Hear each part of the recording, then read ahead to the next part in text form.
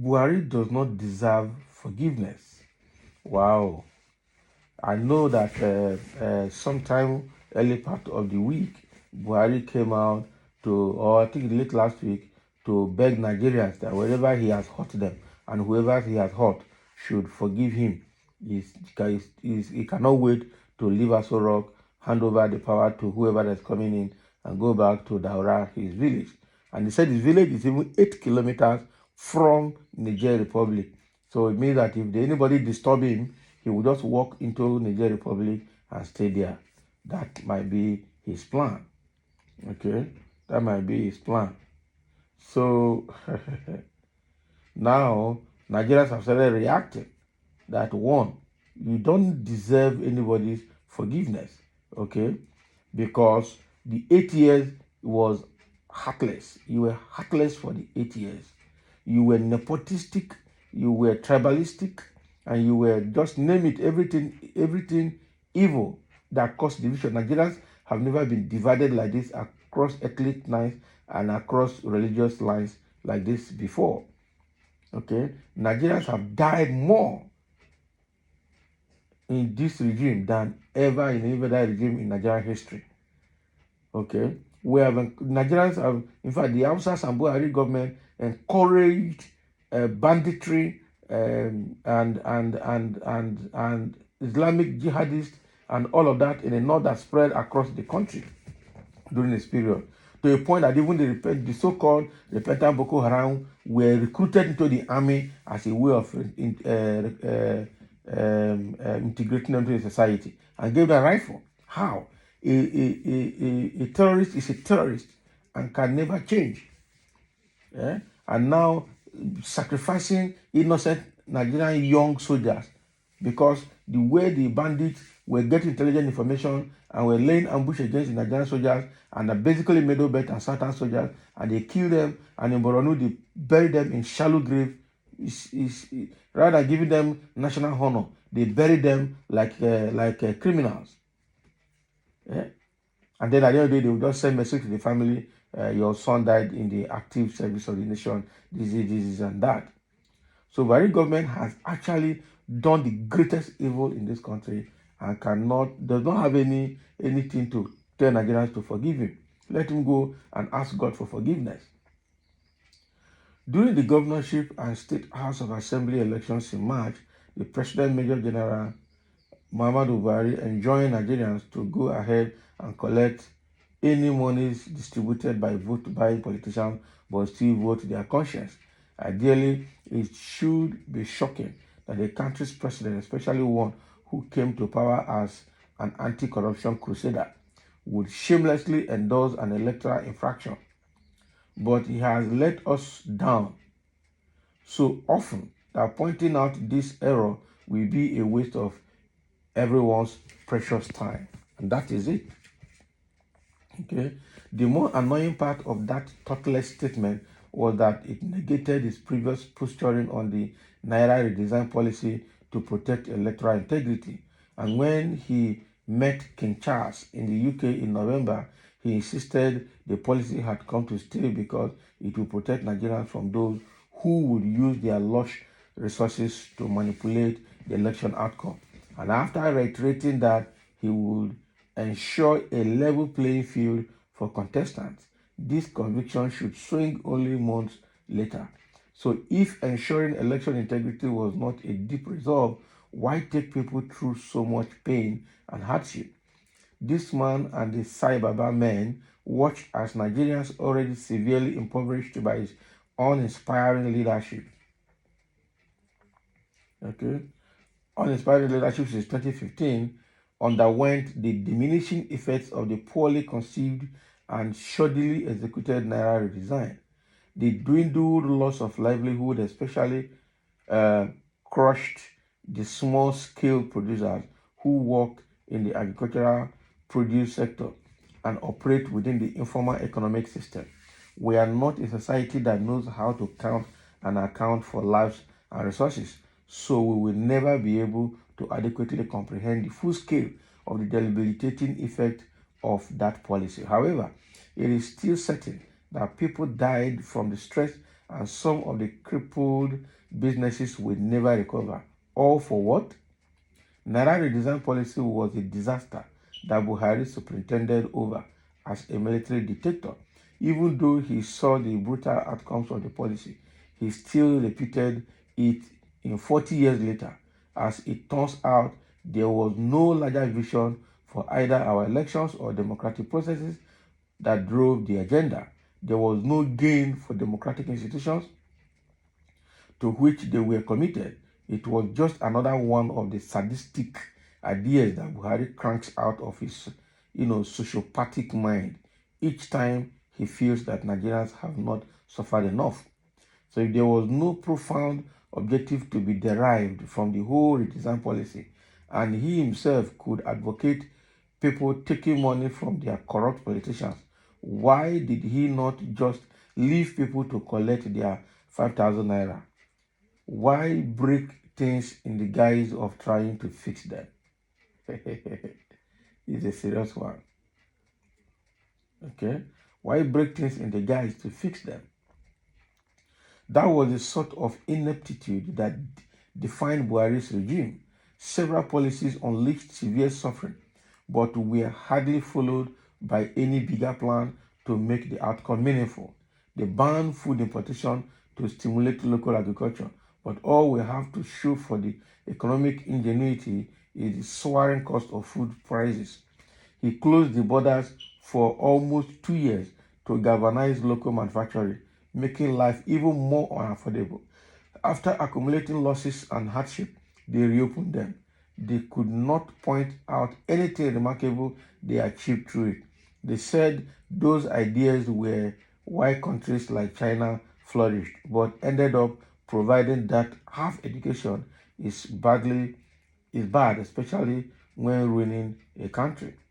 I am not wanting to deal with either the complexities of planning or the messiness of human behavior.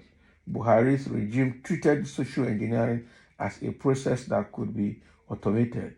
For instance, to make Nigeria a cashless economy, his administration restored far less cash into circulation than they took out in the form of the old notes. They imagined they could force people to use electronic means without first ensuring that the infrastructure to support such a massive scale of transaction was in place. That is his standard approach to governance. Throw people into a desert and expect them to either stimulate their creative impulses and invent food or eat sand and die. Even his anti-corruption agenda was half-hearted. With too many Faustian bargains he had made to get to power, the best anti-corruption agencies achieved under him was to pursue the small fry, okay, while the real thieves of the Nigerian patrimony sashayed freely. Last Friday, while giving his farewell message at the final Salah homage at the presidential villa in the FCT, he reportedly said, "Having been a governor, minister, and the president twice, I think God has given us an incredible opportunity to serve as your president, and I thank God for that. So please, whoever feels I have done wrong to, we are all humans. There is no doubt I hurt some people, and I wish you will pardon me. And those that think that I have hurt them so much, please pardon me." Can you imagine? That was his Salah message. Okay, here are two things he should note first.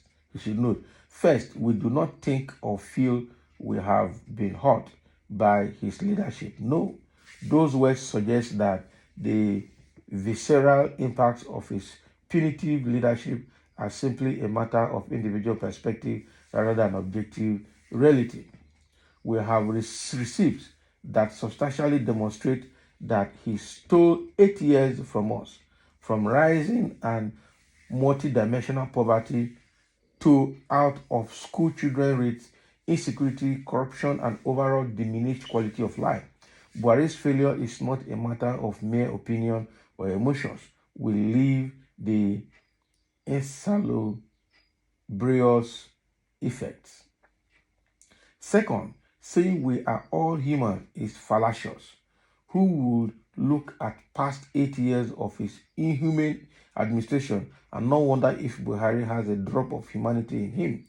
When you look at Buhari, when you study his characteristic nonchalance to the high hopes and aspirations of Nigerians that his administration serially frustrated through their ineptitude, you cannot but understand why humans invented the concept of Satan. Some people's wickedness is so unique that you need idioms of the supernatural to explain that degree of malevolence. Okay, under Buhari's watch, people were routinely kidnapped and there was at least an instance where a community had to organize a fundraising to get money to retrieve their children abducted from school. Entire communities were imperiled by rampaging herdsmen. Prisons were serially attacked. Terrorists and bandits killed poorly armed security personnel in such high numbers that their bosses allegedly resorted to burying them secretly in order to hide the casualty rates. Even the Nigerian Defense Academy was breached and an Air Force fighter jet shot down, despite all the restlessness that defined his tenure. The man gaslit Nigerians by insisting we were doing better than ever before. How does that lack of fellow feeling qualify him to be categorized as human? No, that is true. He can never be categorized as human. Buhari admitted, okay, he got all he wanted by becoming the president. But what of Nigerians? What did they get in return?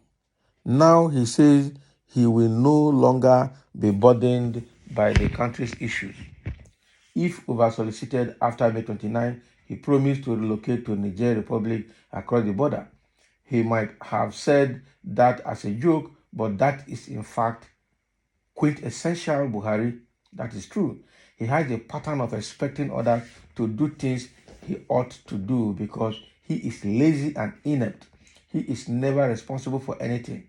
He got into power by pretending to be poor because he was incorruptible, even though his elections was sponsored by people whose hands were soiled by public corruption.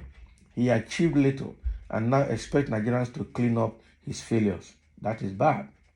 For him to ascribe his failures to the fallibility of humanity when he barely even tried is another failure in itself. As someone who has had the privilege of living off Nigerians' resources his entire adult life, Buhari failed spectacularly because he took and took and took but never gave back. He has not only failed as a leader but also as a human being. He does not deserve forgiveness from even an all-merciful God. Wow. This is a very nice articulated write-up from a very concerned Nigerians. This shows how much Buhari is, and he shouldn't come here after living off Nigerian resources to ask for forgiveness. If somebody is writing here, if Buhari come out tomorrow to contest election, Northern Mumu will vote for him. That is true. North is the most confused set of people that vote by religion without minding if such person is demon personified. See the level of suffering North is going through. Sai Baba, see what Buhari did to Nigerians, even to fix refineries was big for him. All he does was to borrow money. Not and some fools will say Nigerians would have crashed if Jonathan continued. A country that didn't crash when Buhari wasn't there. Nigerians have so many demons in power. That is the truth. So it's quite unfortunate that even the certain politicians are part of this mess because they walked him to power effortlessly. Thank you for listening.